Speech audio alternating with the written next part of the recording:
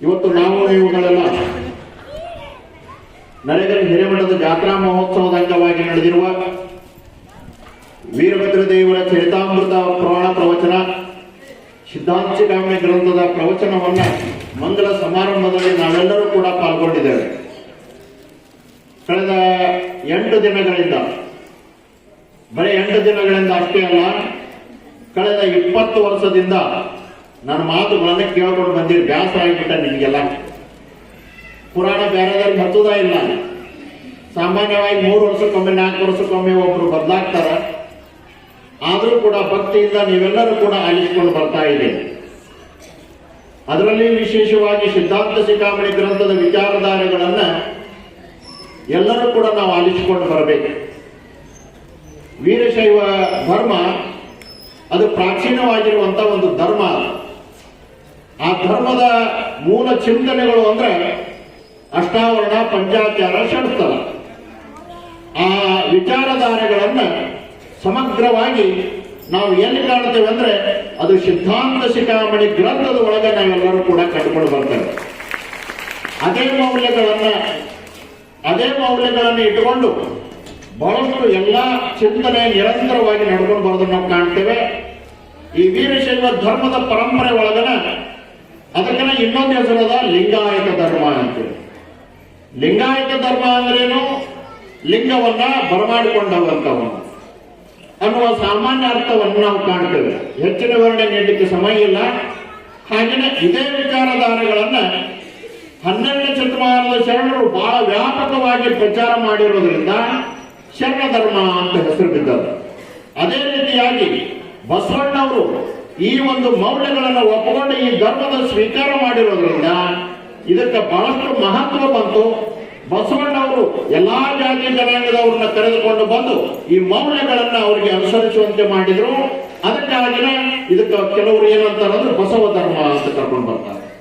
ಇನ್ನ ಕೆಲವೊಂದು ವಿಚಾರಧಾರೆ ಅಂದ್ರೆ ಇದು ಈ ವಿಚಾರಧಾರೆಗಳು ಆಗಮಗಳಲ್ಲಿ ಹೆಂಗದ ಅದನ್ನ ವಚನ ಸಾಹಿತ್ಯದ ಒಳಗೆ ನಾವು ಕಂಡುಕೊಂಡು ಬರ್ತೇವೆ. ವಚನ ಸಾಹಿತ್ಯದ ಒಳಗೆ ಈ 3 ಅಷ್ಟಾವರಣ, ಪಂಚಾಚಾರ, ಷಡ್ಸ್ಥಲಗಳು, ತತ್ವಗಳ ಚಿಂತನೆಯನ್ನ ನಾವು ಕಂಡುಕೊಂಡು ಬರ್ತೇವೆ. ವಚನಗಳಲ್ಲಿ ಇದನ್ನು ಬರೆದಿರೋದ್ರಿಂದ ಇದಕ್ಕೆ ವಚನ ಧರ್ಮ ಅಂತ ಕರ್ಕೊಂಡು ಬರ್ತಾರೆ. ಹೀಗೆ ಹಾಗೆಯೇ ಶಿವಶಕ್ತಿಯ ಸಂಬಂಧ ಅನ್ಯೋನ್ಯತೆಯಿಂದ ತಿಳಿಸೋದ್ರಿಂದ ಶಿವ ಬೇರೆಯಲ್ಲ, ಶಕ್ತಿ ಬೇರೆಯಲ್ಲ ಅಂತ ವಿಚಾರಧಾರೆಗಳನ್ನು ಇದು ತಿಳಿಸೋದ್ರಿಂದ ಇದಕ್ಕೆ ಶಕ್ತಿ ವಿಶಿಷ್ಟ ಅದ್ವೈತ ಸಿದ್ಧಾಂತ ಧರ್ಮ ಅಂತೇಳಿನೂ ಕೂಡ ಕರ್ಕೊಂಡು ಬರೋದನ್ನು ನಾವು ಕಾಣ್ತೇವೆ. ಅಂತ ವಿಚಾರಧಾರೆಗಳನ್ನ, ಸಮಾನತೆಯ ಸಂದೇಶವನ್ನ ನಾವು ಸಿದ್ಧಾಂತ ಶಿಖಾಮಣಿ ಗ್ರಂಥದ ಒಳಗೆ ನಾವು ಕಂಡುಕೊಂಡು ಬರ್ತೇವೆ. ಅಂತ ಶ್ರೇಷ್ಠ ಗ್ರಂಥದ ವಿಚಾರಧಾರೆಗಳು ಇವತ್ತು ಸಂಪೂರ್ಣವಾಗಿ ಜನಮನಕ್ಕೆ ಮುಟ್ಟುವಂತೆ ಆ ಸಿದ್ಧಾಂತ ಶಿಖಾಮಣಿ ಗ್ರಂಥ ಸಾಮಾನ್ಯರ ಗ್ರಂಥ ಎಲ್ಲರೂ ಓದುವಂತೆ ಮಾಡಿರುವ ಕೀರ್ತಿ ಯಾರಿಗೆ ಸಂತದಂದ್ರೆ ಇವತ್ತಿನ ಕಾಶಿಪೀಠದ ಜಗದ್ಗುರು ಮಹಾಸನ್ನಿಧಿಯವರಿಗೆ ಸಲ್ಕೊಂಡು ಬರ್ತಾರೆ. ಅಷ್ಟೇ ಅಲ್ಲ, ಭಾರತದ ಹಲವಾರು ಭಾಷೆಗಳಲ್ಲಿ, ವಿದೇಶದ ಕೆಲವೊಂದು ಭಾಷೆಗಳಲ್ಲಿ, ಒಟ್ಟಿನಲ್ಲಿ ಆ ಗ್ರಂಥ ಕೇವಲ 1-2 ಭಾಷೆಗಳೊಳಗಿತ್ತು. ಸಂಸ್ಕೃತ ಒಳಗಿತ್ತು, ಕನ್ನಡದ ಒಳಗಿತ್ತು. ಆದರೆ ಇವತ್ತಿನ ದಿನಮಾನಗಳಲ್ಲಿ ಎಲ್ಲಾ ದೇಶ ವಿದೇಶಗಳಲ್ಲಿಯೂ ಕೂಡ ಅದರ ಭಕ್ತರು ಉಟ್ಕೊಂಡಿದ್ದಾರೆ. ದೇಶ ವಿದೇಶದ ಭಾಷೆಗಳಲ್ಲಿ ಅದು ಮುದ್ರಣವಾಗಿದೆ. ಆ ಒಂದು ಎಷ್ಟು ಭಾಷೆಗಳೊಳಗೆ ಸಿದ್ಧಾಂತ ಶಿಖಾಮಣಿ ಗ್ರಂಥ ಪ್ರಚಲಿತ ಆಗೈತಂದ್ರೆ 20 ಭಾಷೆಗಳಲ್ಲಿ ಇವತ್ತು ಆ ಗ್ರಂಥ ಲಭ್ಯ ಆಗೈತಂದ್ರೆ ಅದಕ್ಕೆ ಕಾರಣ ಕಾಶಿಪೀಠದ ಜಗದ್ಗುರು ಮಹಾಸನ್ನಿಧಿಯವರು ಅನ್ನೋದನ್ನ ನಾವು ನೆನಪಿಡಬೇಕು.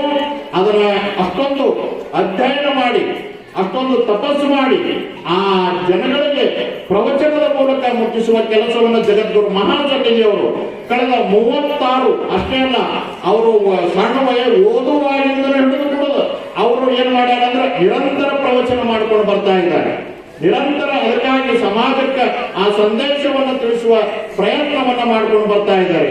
ಒಂದು ಗುಳೇದಲ್ಲಿರುವ ಸಣ್ಣ ಪುಟ್ಟ ಗ್ರಾಮ ತೋಗುಳಿಸಿ ಅಂತೇಳಿ, ಆ ಪುಟ್ಟ ಗ್ರಾಮದ ಒಳಗೆ ಜನ್ಮ ತಾಳಿ ಇವತ್ತು ಕಾಶಿಗೆ ಹೋಗಿ ಅಧ್ಯಯನ ಮಾಡಿ ಆ ಅಧ್ಯಯನದ ತಪಸ್ಸು, ಅವರು ಮಾಡಿದ ತಪಸ್ಸಿನ ಫಲ ಇವತ್ತು ಏನಾಗಿದೆ ಅಂದ್ರೆ ಇಡೀ ಸಮಾಜಕ್ಕೆ ಅದರ ಫಲ ಲಭ್ಯ ಆಗ್ತಾ ಇದೆ ಅನ್ನೋದನ್ನ ನಾವು ನಂಬಿಬಿಡಬೇಕು. ಸಾಧನೆ ಹೆಂಗಿರ್ಬೇಕು? ಸಾಧನೆ ಎಲ್ಲರೂ ಮಾಡ್ತೇವೆ. ವೈಯಕ್ತಿಕ ಏನಾಗ್ತದೆ, ಸಾಧನೆ ಮಾಡ್ತೇವೆ ಅಂದ್ಮೇಲೆ ನಮ್ಮ ವೈಯಕ್ತಿಕ ಬದುಕಿನ ಸುಖಕ್ಕಾಗಿ ಸಾಧನೆ ಇರ್ತಾವ. ಆದ್ರೆ ಸಾಧನೆ ಅಂದ್ರೆ ಹೆಂಗಿರ್ಬೇಕು? ಆಗಬೇಕು ಅಂದ್ರೆ ನಾವು ವೈಯಕ್ತಿಕವಾಗಿ ಏನು ಸಾಧನೆ ಮಾಡ್ತೇವೆ ಆ ಸಾಧನೆಯ ಫಲ ಇಡೀ ಸಮಾಜಕ್ಕೆ ಆಗಬೇಕು. ಅಂತ ತಪಸ್ಸನ್ನ ಯಾರು ಮಾಡ್ಕೊಂಡು ಬರ್ತಾರ ಅಂದ್ರೆ ಗುರುಗಳು ಮಾಡ್ಕೊಂಡು ಬರ್ತಾರೆ. ಅದಕ್ಕಾಗಿನ ಗುರುಗಳು ಅಂದ್ರೆ ಏನು ಅನ್ನೋದಂತಂದ್ರೆ, ಗುರು ಅನ್ನೋದಕ್ಕೆ ಒಂದು ವಿಶೇಷ ಅರ್ಥಗಳದವ. ಗುರು ಅಂದ್ರೆ ಏನು? ಗುರು ಅಂದ್ರೆ ತಪಪದಂ ಗುರುಪದಂ, ಹಿತಪದಂ ಗುರುಪದಂ, ರಹಿತ ಪದಂ ಗುರುಪದಂ. ಗುರುಪದ ಅಂದ್ರೆ ಏನು? ಗುರು ಅಂದ್ರೆ ತಪಸ್ಸು. ಗುರುಗಳು ತಪಸ್ಸು ಮಾಡ್ತಾರ. ಗುರುಗಳು ಯಾಕೆ ತಪಸ್ಸು ಮಾಡ್ತಾರಂದ್ರ, ಕಠಿಣ ಸಾಧನೆಯನ್ನು ಯಾಕೆ ಮಾಡ್ಕೊಂಡು ಬರ್ತಾರಂದ್ರೆ ಆ ತಪಸ್ಸಿನ ಫಲದ ಹಿಂದೆ ಸಮಾಜದ ಉದ್ಧಾರ ಇರ್ತದೆ, ಸಮಾಜದ ಹಿತಕ್ಕಾಗಿ ತಪಸ್ಸನ್ನು ಮಾಡ್ಕೊಂಡು ಬರ್ತಾರೆ.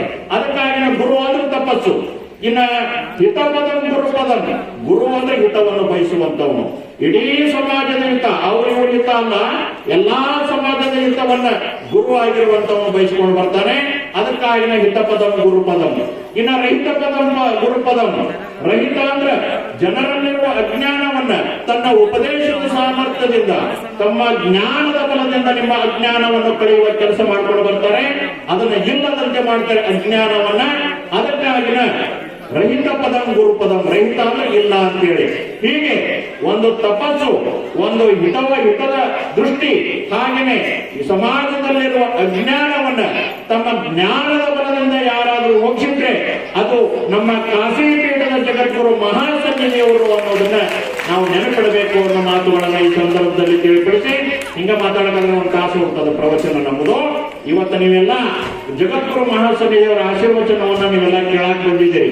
ಇವತ್ತು 4 ಜನ ನರೇಕಲ್ಲ ಹಿರೇಮಠ ಸ್ವಾಮಿಗಳು ಪ್ರವಚನ ಮಾಡಿದ್ರೆ 4 ಜನ ಒಪ್ಕೊಳ್ತಾರ ಅಂದ್ರೆ, 4 ಜನ ಮೆಚ್ಕೊಳ್ತಾರ ಅಂದ್ರೆ, 4 ಜನಕ್ಕೆ ನನ್ನ ಮಾತುಗಳು ಹಿಡಿಸ್ತಾವ ಅಂದ್ರೆ ಅದಕ್ಕೆ ಕಾರಣ ಕಾಶಿ ಪೀಠದ ಜಗದ್ಗುರು ಮಹಾಸನ್ನಿಧಿಯವರ ಅನುಗ್ರಹ.